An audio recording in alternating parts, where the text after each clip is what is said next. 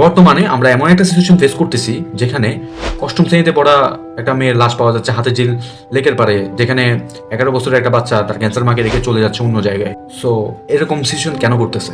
আমি আপনার কাছে প্রশ্ন রাখতেছি, কেন করতেছে এরকম সিচুয়েশন? এরকম সিচুয়েশন এই জন্য করতেছে যে তাদের বাবা মা তাদেরকে সঠিকভাবে গাইডলাইন করতে পারেন না। এখানে আপনি সেই সন্তানদেরকে নিয়ে ট্রল করতেছেন, আপনি তাদেরকে নিয়ে মজা নিতেছেন যে 2 দিন আগে তাদেরকে খোঁজার জন্য ফেসবুক তোলপাড় করে ফেলছে, এখন তাদেরকে নিয়ে আবার ট্রল শুরু হয়েছে। কেন রে ভাই? হ্যাঁ, সেই বাচ্চাগুলো তো দোষ নাই। সেই বাচ্চাগুলার এই বয়সে উচিত ছিল কি? এই বয়সে উচিত ছিল তাদের সঠিক একটা গাইডলাইন, যে গাইডলাইনে তারা কোনটা ভালো কোনটা খারাপ সেটা বুঝবে। কিন্তু এটা তারা বুঝতেছে না। কেন বুঝতেছে না? তাদেরকে সঠিক গাইডলাইনটা দেওয়া হয় নাই। তার বাবা মা তাদেরকে সঠিক গাইডলাইন দিয়ে বড় করতে পারে নাই। দোষটা হচ্ছে তার বাবা মায়ের, এখানে তাদের কোনো দোষ নাই। হ্যাঁ, কারণ এই বয়সে তার হাতে মোবাইল আপনি তুলে দিচ্ছেন, সে কার সাথে মিশতেছে, কার সাথে কথা বলতেছে আপনি দেখতেছেন না, আপনি তাকে অনুসরণ করতেছেন না, তার মানসিক দিকটা আপনি চিন্তা করতেছেন না। সে মেয়েটা কেন বলে যে আমার বাসায় ভালো লাগে না তাই আমি বেরোয় চলে আসছি? 11 বছরের একটা বাচ্চা এই কথাটা কেন বলবে? সে বলবে তার বাবা মার সাথে সে সুন্দরভাবে চলতেছে, সে তার বাবা মার সাথে চলাফেরা করতে তার ভালো লাগে, তার নতুন জায়গায় ঘুরতে ভালো লাগে, নতুন কিছু এক্সপিরিয়েন্স করতে তার ভালো লাগে, সে নতুন কিছু সৃষ্টি করবে, এমন কিছু তার মধ্যে ইনফরমেশন বের হবে। অথচ তার কাছ থেকে শুনতেছি কি তার কাছে এগুলো ভালো লাগে না, সে তার ফ্যামিলির সাথে থাকতে তার ইতস্তত বোধ হয়, তাই সে চলে যায় অন্য জায়গায়, টিকটকে তার অন্য এক ফ্রেন্ডকে সে বানাই ফেলে। অথচ তার বাবা ফেসবুকে পোস্ট দেয় যে তার মেয়েকে খুঁজে পাওয়া যাচ্ছে না মোহাম্মদপুর এলাকা থেকে। বাবা মায়ের উচিত ছিল সন্তানকে কয়েকটা স্টেপের মাধ্যমে বড় করা, যেটা সেই বাবা মা দিতে পারে না। আপনার ইনপুটটা ছিল খারাপ, যার কারণে আউটপুটটা আসছে খারাপ। আমি আশা করি বুঝতে পারছি। জাস্ট ফার্স্ট স্টেপ সেটা হচ্ছে ধর্মীয় অনুশাসনটা তাকে বোঝানো হয় নাই।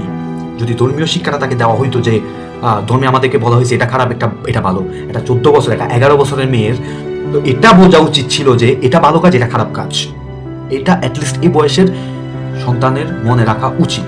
সেটা কিন্তু তাদের ব্রেনে নাই। কেন? এই ধর্মীয় অনুশাসনের বিষয়টা তার মধ্যে জানা না থাকার কারণ, মেইন কারণ হচ্ছে এটা। দ্বিতীয়ত, একটা সন্তানকে আপনি কি দেখাইতেছেন, সে কিন্তু সেভাবে বড় হইতেছে। আপনি এমন কিছু সিনক্রিয়েট কাজ করছেন যে সিনক্রিয়েট কাজগুলো করা উচিত নয়, যেটা আপনার সন্তান আপনার কাছ থেকে দেখে শিখছে। ইন ফিউচারে সে কিন্তু সেটা প্রোভাইড করবে তার লাইফে, তখনই কিন্তু সেটা খারাপ একটা ইফেক্ট হিসেবে পরিবেশের মধ্যে, সোসাইটির মধ্যে পড়বে। দেন হচ্ছে তার মধ্যে একটা ভালো অভ্যাস গড়ে তুলতে হবে, যেমন সে সকাল কয়টা বাজে উঠবে, রাতে কয়টা বাজে ঘুমাইতে হবে, একটা ডিসিপ্লিনের মধ্যে তাকে রাখতে হবে। একটা সন্তানকে কয়েকটা স্টেপের মধ্যে রাখতে পারলেই কিন্তু সেই সন্তানটা পরিপুষ্টিত হয়, তার ব্রেনটা একদম পারফেক্ট হয়। এবং এই শার্পনেস ব্রেনটা তখন থেকে ক্রিয়েট করতে হয় যখন সে আস্তে আস্তে বুঝতে শিখে, কথা বলতে শিখে, তখন থেকে। আশা করি বুঝতে পারছি। যদি তখন থেকে করা না হয়, আজকে এমন পরিস্থিতি আপনারও দেখতে হইতে পারে। ভালো অভ্যাসগুলা তখন থেকে গড়ে তুলতে হবে। প্রথমে ধর্মীয় অনুশাসন, তারপর হচ্ছে ভালো অভ্যাস। তৃতীয়ত হচ্ছে মানসিক স্বাস্থ্যের দিকে তার আপনার খেয়াল রাখতে হবে। তার মানসিক স্বাস্থ্যটা কেমন, সে মানসিকভাবে কি চিন্তা করতেছে, কোনটাকে ভয় পাইতেছে, তার উইক পয়েন্টটা কি, সেটা সিলেক্ট করে সেটার উপর বারবার আপনাকে গুরুত্ব দিতে হবে। এবং যখন আপনি তার এই উইক পয়েন্টের উপর গুরুত্ব দিবেন, তখন কিন্তু তার ভয় কমে যাবে। সে ভাবতে শুরু করবে যে তার বাবা মা তার সাথে আছে। তৃতীয়ত হচ্ছে স্বাধীনভাবে চিন্তা করার একটা সুযোগ দিতে হবে। আপনি একটা কাজ করতেছেন, আপনি আর আপনার ফ্যামিলির অন্যান্য মেম্বাররা সিদ্ধান্ত নিয়ে তার সমাধান করে ফেলতেছে। আপনার ফ্যামিলির ওই ছোট্ট মেম্বারটাকেও চিন্তা করার একটা সুযোগ দিতে হবে এবং সমাধান করার একটা সুযোগ দিতে হবে। তখন কিন্তু সে যে কোনো ক্রিটিক্যাল সিচুয়েশন সহজেই হ্যান্ডেল করতে পারবে। যে সমস্যা সমাধানের যে একটা পসিবিলিটি, সেটা কিন্তু খুব বেড়ে যাবে। দেন হচ্ছে এডুকেশন অ্যান্ড স্কিল। এডুকেশনটা তাকে দিতে হবে, যেটা পছন্দ এডুকেশন, সেটা দেওয়ার পাশাপাশি একাডেমিক এডুকেশন সেটাও দিতে হবে, বাহ্যিক আউট নলেজও তাকে দিতে হবে। এবং তার যে স্কিলগুলো আছে, প্রত্যেক সৃষ্টিকর্তা প্রত্যেক মানুষকে একটা না একটা স্কিল দিয়ে পাঠায়। সো তার স্কিলটা আপনাকে উচিত যে জাস্টিফাই করা এবং সেটার উপর গুরুত্ব আরোপ করা। যখন এটা আপনি করতে পারবেন, দেখবেন সেই শিশুটা থেকে প্রতিভাবান শিশু হিসেবে আপনি তাকে গড়ে তুলতে পারতেছেন।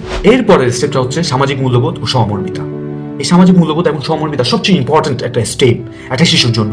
অর্থাৎ সমাজের মধ্যে সে তার প্রভাব প্রতিপত্তিটা কিভাবে ক্রিয়েট করতেছে, সে সবার সাথে কিভাবে কমিউনিকেশন করে চলতেছে, সবার সাথে কিভাবে তার কমিউনিকেশনটা বজায় রাখতেছে, সেটা আপনাকে খেয়াল রাখতে হবে। হ্যাঁ, তার মধ্যে সিম্পিতি আসতেছে কিনা, তার মধ্যে সহযোগিতার মনোভাব আসতেছে কিনা, সেটা আপনাকে দেখতে হবে।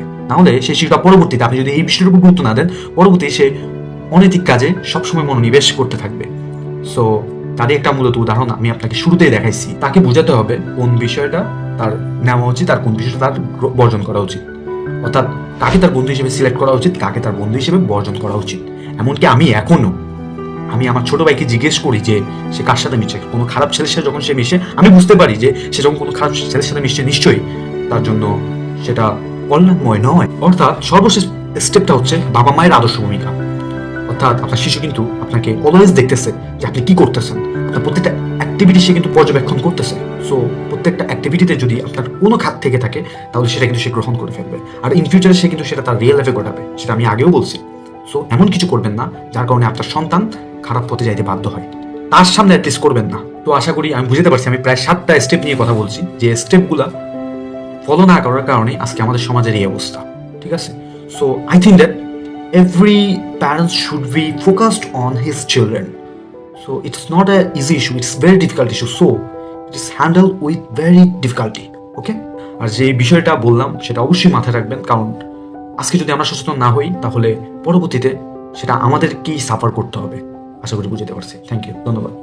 আর ভিডিও ভালো লাগলে শেয়ার করে দিবেন, লাইক করবেন, কমেন্ট করবেন, আপনার মূল্যবান মতামতটা জানাই দিবেন।